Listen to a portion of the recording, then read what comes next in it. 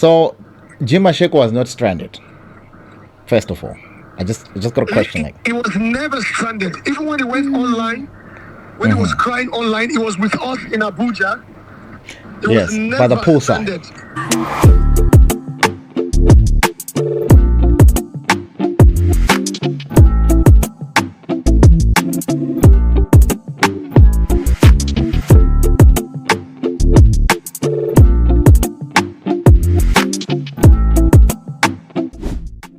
What happened exactly with G Mashego and everything else when you guys obviously you guys went to Nigeria and you guys were on a tour together with Tour Shot and the DJ and G Mashego.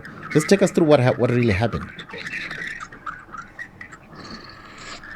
All right, so first of all, we started off, everything was fine, everything was well, and I can tell you for a fact that G Mashego is a very sweet boy. So it all started when we went to one of Davido's producers' house to do a certain recording, and during the course of the day, we had a music video shoot for Too Short, right? Okay. And in the evening, we went there. Too Short had a couple of bottles. Let's put it that way. And okay. We knew that when. Sorry, which producer is this? I'm sure his name is called Logos Olori, the writer of Davido? Unavailable. Oh yeah, yes, that's Davido's producer, yeah. The guy who wrote Unavailable for Davido, who at his apartment doing the recording. So Tusha was really tired from the shoot. It was a long day, laid down to rest, to sleep, and when they were ready for them to come put their vocals, I tried to wake Too Short. He was busy struggling to wake up.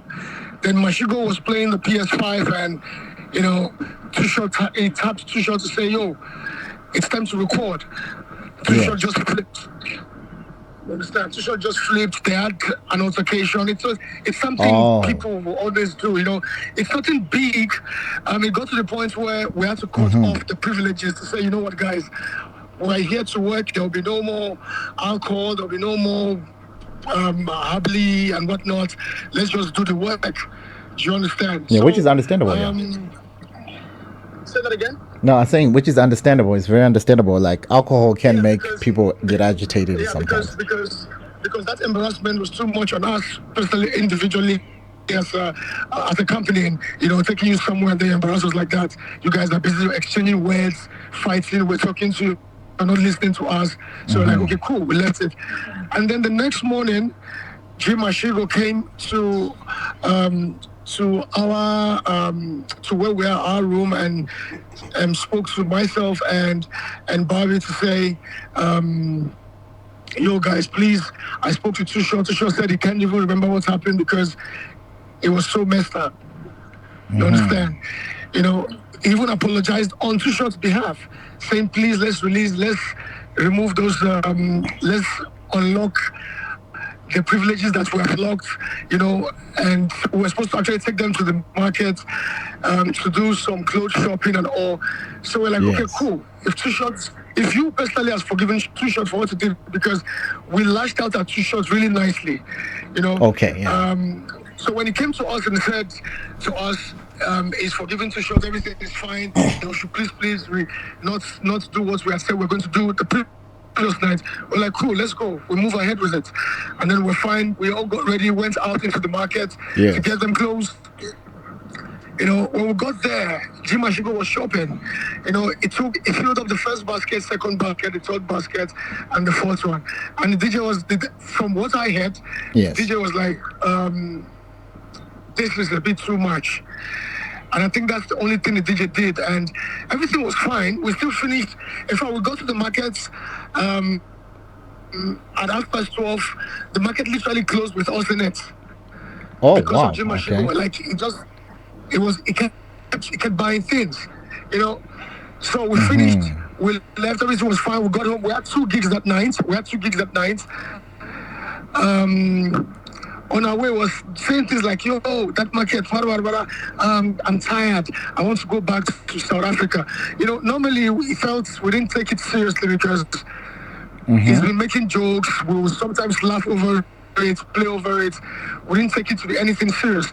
So we took them back to the apartment. We left them at the apartment. Barbie needed to go to the salon to get her makeup done and all. So we left them there. Getting to the salon, we got a call to say, yo, G Mashego is fighting with everyone in the apartment. He's swearing at everyone. He's saying some people are buying tickets for him in South Africa. I'm like, okay, no, it's fine. When we come back, we'll address it. Let's know what's going on. Finished, we came back. Myself and Barbie will start with him. We're talking to him. At this point, he didn't want to talk to Too Short. He didn't want to talk to his DJ because already he started saying things like, hey, they want to sell my soul. Too Short and my DJ, they want to use me for ritual. They know why I'm here. For us, people that are not Nigerians, who are they communicating with? What kind of ritual are we talking about? Because even for a normal, everyday, ordinary Nigerian, ritual is not something that it's not something that talk more of selling soul, and that's not who we are. We're very religious people. Before you find one person that tell you they can do that, my brother, you look for maybe 10 years before you see one person. But how is it relating to the Nigerians? But it was Too Short specifically and his DJ that wanted to sell his soul. I just got a question there. So that's why it's funny. So we spoke to him, and that night he refused to go for the gig. He said he's not going. We left him at the house, and we went for the gig. The 2 gigs we had that night. We went to finish the gig. We came back, and the next day we were supposed to go to Abuja, right? Yes. So when we came back from the gig, I think about 4 a.m. or so, he came to us. He says he's buying his own. He has actually want to buy a ticket, that they're buying a ticket. I'm like, okay, cool. So since we're going to the airport to fly to Abuja, we might as well, since you've made arrangement for your ticket, we might as well take you to the airport so you're not looking for means to get to the airport when the ticket comes whilst we're flying. So that was what we said to him. So let me get something straight. Sorry, Slim. So G Mashego was not stranded. First of all, I just got a question. He was never stranded. Even when he went online, when he was crying online, he was with us in Abuja. He was never by the poolside. We were together. So when we got to let me cut it short. We got to Abuja. Finally decided to follow us to Abuja. When we got to Abuja, we all landed. He was even taking pictures. The DJ was snapping in pictures. We finished from the airport. We got to the hotel. We all had lunch on one table. Literally finished eating. He was making video of the food of everyone on the table. We were talking. We were smiling. He called someone on video call and was showing the person us. Okay. Literally. Right. And when we finished eating, I went to the poolside to go smoke, and Barbie joined me. The next thing, he came outside as well in the same hotel, right? He sat at the other end, because of all the drama and everything we've seen. And so I took out to our room, let's go and rest. So we all stood up and left. We left him by the pool. Getting to our room, it's not even up to 5 minutes. All the previous guys that have been to Nigeria and some other people from South Africa were calling us saying, yo, what's going on with G? He says he's stranded. He says you guys left him, abandoned him. Bro. So he's been abandoned by the poolside with food. Sorry, I'm just sorry. In the same hotel. Everyone has got their room, right? In the hotel. Every single person has their room so that you can have your privacy, to make your calls, to talk to a fully paid room, by the way. Yes, fully paid. Okay. Do you understand? So now we rush downstairs like, yo, what's going on? You're telling people that don't come to Nigeria. You're telling people you are stranded. How are you stranded? Because you are here with us. What's going on? And all he kept saying was, Too Short and my DJ. Too Short and my DJ. They know why I'm here. They want to sell my my soul. They want to. We're like, how? What happened aside from the fight? He says Too Short fought with him at the studio. Okay, but Too Short apologized and you say you forgive them. Your DJ, what did he do? Hey, DJ stopped me from buying clothes. He said I don't have money. So they want to sell his soul because they stopped him from buying clothes. Wow. So the stories were not making sense. So we started asking him, is there anything you wanted from Super Barbie Entertainment that you didn't get? He said, no, Super Barbie Entertainment has been good to me, good accommodation, good movement, everything is fine. Super Barbie and Slim, you guys are good. I don't have a problem with you. But my DJ and 2 shots, he kept repeating it until he went live again. And that's why you saw Barbie was in the live trying to stop him from saying the things we were saying. So first of all, I think for me, from where we're standing, what triggered Mashego is the hecticness of Nigeria. Because trust me, I won't lie to you, right? Nigeria is hectic. When we come with an artist to Nigeria, we come to work. Exactly, yes. And you got to show up on time. Studio to studio, from studio to studio, from club to club, from TVs to TVs, radios to radios. Like in a day, we could do 9 media houses. We could do 4 TVs, 5 radios, back to back. That's how hectic it is. And by the time you get back, you have a gig that night. Okay, so I just want to throw back a little bit. You said they had bought him a ticket, or he had organized his own ticket when you guys are on your way to Abuja. And then he didn't take that ticket, so he decided to go to Abuja with you. He said to us, so people were going to buy him a ticket. Oh, because okay. Already, the way it was the night before, I'm swearing at everyone, literally swearing at everyone. He says, yeah, he's got his bosses are buying him tickets, that he doesn't want to stay anymore, he wants to go, shouldn't even worry about his ticket. You know, so we're like, okay, cool, we can drop you at the airport. But now, in the morning, the ticket was not coming. So when we're leaving for Abuja, he says, you know what, he's coming with us. We must wait for him. So we said, okay, he hopped in already, he has a ticket to Abuja. So getting to Abuja, this is where the conversation even got a bit scary. A bit scary. Getting to Abuja, we looked for the next available flight, which was an Ethiopia Air. There was no SAA. We had to buy the tickets for him, not DJ Carey, like everybody was saying. We bought the tickets for him. So DJ Carey, wait. DJ Carey did not buy the ticket. DJ Carey didn't buy the ticket. DJ Carey didn't even put a cent to that ticket. Wow. Okay. So you put him on the flight. And him saying thank you to Super Barbie Entertainment. Oh, so he didn't even say thank you. No, DJ Carey didn't buy the ticket. So the only thing DJ Carey did, when we were trying to buy the tickets, he was talking to G Mashego on video. And then he called me. G Mashego called me saying DJ Carey wanted to speak to me. And then I spoke to him. I didn't even know he was taking a screenshot or recorded. Next thing, I'm seeing my picture on social media. That's how I saw you. That's how Rob saw you here. I'm like, hey, I know this. Do you understand? Yeah. The next thing I'm seeing myself on social media people are saying thank you to DJ Carey for buying tickets. I'm like, what the hell? So, but just to clear the air, he didn't buy the ticket. We bought the ticket for him to fly from Nigeria to Ethiopia to South Africa. But getting to Ethiopia again, he missed his flight. Wow. Getting to Ethiopia, he missed his flight. So what was? That's the whole. Do you know what he was doing? He missed his flight in Ethiopia. Did he say why? I think he said it was live. It was live. It was live, and it was also shopping for other things. Wow. So you're stranded and you have money to shop. The young man had a mental breakdown. That's what I saw.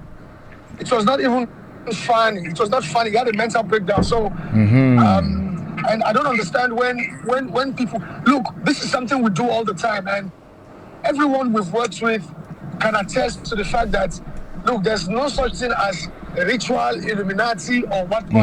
There's nothing like that. All they see, all they receive is love, excessively. Wow. So, yeah. Okay, just one more question before. Coming back for the second time. Slim. Yeah. Can you hear Rob? Okay, just. Yeah, Slim, I just wanted to ask you a quick question with regards to Soul Barbie Entertainment. Obviously, with everything that's happened now, it's been a week and a half that has gone by. There's been a lot of scrutiny, a lot of criticism towards the promotion in Soul Barbie Entertainment.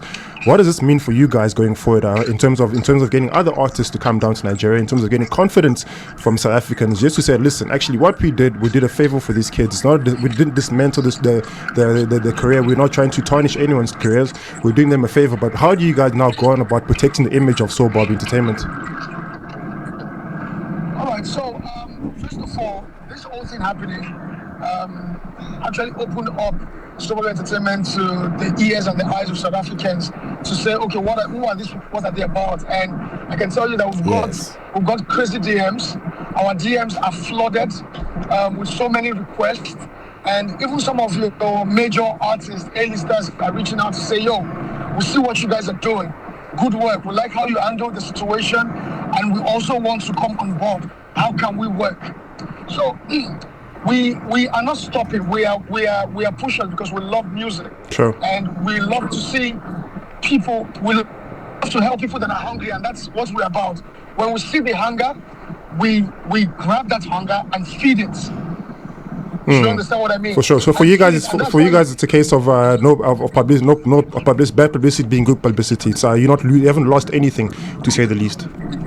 So far, I wouldn't say we've lost anything. Instead, we seem to have been flooded with work, or been swamped with work. There's going to be a lot of work. Like we're back next week, and we're back in 2 weeks because it's crazy. It's crazy. It's even telling on. You can hear my voice right now. Yeah. My voice is finished. Do you understand? So for us, it's next level. It's next level, and we're open to work with everyone. We even have people wanting to say, yo, let's sign under your management.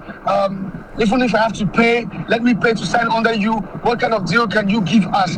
And that is what we're receiving now. And the good thing with all this thing is the fact that G Mashego, every time he went live, it would say Soul Barbie Entertainment, Slim and Barbie, they are good to me. I don't have a problem with them. They were wonderful. It kept clearing our name, but now it's not even just about us, because the boys that we came with, anything happens to them, it still boils down to why. What's the backstory? That's why we're actually trying to make sure that we clear things up. We have to speak to a couple of people, and when we're back, we're going to do some kind of some media runs to say to people, this is what happened, this is how it happened. There's no such thing as ritual or soul selling or Illuminati. It is all pure love, and it's pure work. Okay, cool, man. Slim, just one more question. So I want to know, you guys, you're still on tour, right? Yes, we're still on tour. We're rounding up. Okay, so business as usual. You just have eliminated the people that needed help to be eliminated. You kicked them out. He kicked himself out, basically, out of the tour. That's what's looking like. So the tour with 2 All Short and his DJ still continues, right? So yeah, still continues. We're finishing the tour on Sunday. All right. So my question is: so the people who paid for G Mashego, have you refunded them, or what's going on there? Well, so most of them, some of them are getting refunded. We're still in conversation. I would say we're still speaking to some of them to see how we can specify them, because these are connects and contacts that we've built over the years, and yes, we always make sure we satisfy them. You get what I mean? So we're still in conversation. We are speaking to a couple of them. Some are understanding, some are not, because they are also following the story. I see. In South Africa. Yes. Okay, cool. Thanks a lot, my brother. Not to keep you too much, man. Thank you for just clarifying that on the Bogart Morning Show here. And yeah, man, I hope all goes well with the rest of the tour, man. And guys, G Mashego was never stranded, it was never abandoned. Please, let's make it clear. It was never stranded, it was never abandoned. Okay. You must come back here you must come in the studio. I want to hear this conversation again. So are you aware that apparently I heard, I don't know if this is true, have they taken him have they helped him like a mental psych ward or something? Guys, do you know? Yeah, so he was taken into custody. The security service obviously South African police went to his place a few days ago to get hold of him, and then to also hand him over to. I think he didn't want to go to see someone professionals, so they took him to help him get help where he needs to. Also took him to the clinic. Yes. Okay.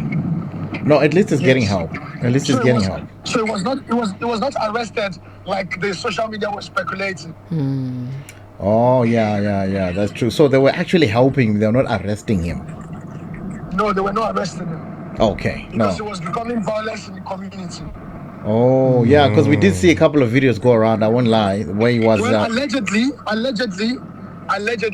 not there, so I wouldn't. Okay. But, yeah. Okay. We'll be following up with some of the close people. So yeah. Oh, okay. Well, thank you very much, Slim, for that information. Hope to see you next week when you get here. Thank you very much, bro. Sure. Bye. Right. Okay. Sure. So DJ Kari did not buy the ticket. And this guy left a hotel, went into another hotel. They bought him a ticket. Never mind, maybe a hotel in Benoni or Randburg, sure. But are you in a hotel in Abuja? Chief, where are you going? Sure. At night, 1 a.m. Who was feeding him this information? Because apparently he said other people bought him the ticket. Yeah. Other people booked the hotel for him. Who are these other people? Who are these other people? And it's quite disturbing because, there might be somebody who actually want to kidnap him, you know what I mean? And it could have been worse than what it was. Could have been in danger. Yeah, could have been in danger because now he's not mentally stable, and someone can see that. They can literally kidnap him. So, and the funny thing is, as much as Slim might come out and suggest that there's no any form of ritual involved in it, sometimes you even oblivious to the fact that there are things happening around you, and you're so calmed by your own fame that you don't realize that there are things around you that are trying to, I don't want to say consume your spirit, but consume your mentality in some sense. So by it being an Illuminati, it's not even about necessarily selling his soul so you can benefit. Your soul can be sold and you lose everything. Whoever's getting your soul just gets your mind out of it, and you lose your mind in that whole aspect. You go crazy and you benefit nothing out of it. So it's not necessarily a matter of saying that we don't know who these people that he was involved in. These people might have been in Abuja, they might have been in South Africa. So I think that's where that's where we need to investigate and see who was he communicating with, because clearly you travel down with a promotional team. If you're not communicating with them, if you're not communicating to what the gig guide they provided you, what plans are you making? What mental breakdown can you have that you've taken yourself out of your natural habitat? You've gone into another country to try to generate some form of income for yourself, some form of opportunity for yourself. You've been exposed to some of the legends in the industry, and here you are. You decide to have a mental breakdown. Why? Because you wrote Bill Maroon. Yeah. What does that mean? Okay. All right, cool, man. Guys, let's not take too much time. 10 minutes past the hour of 10 o'clock. We do have Siphesihle Foundation in the building. It's another very, very inspiring story, ladies and gentlemen. It can't get any more inspiring than this story that's about to come.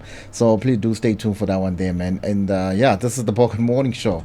Hey, I've heard enough today. Yep. Yeah.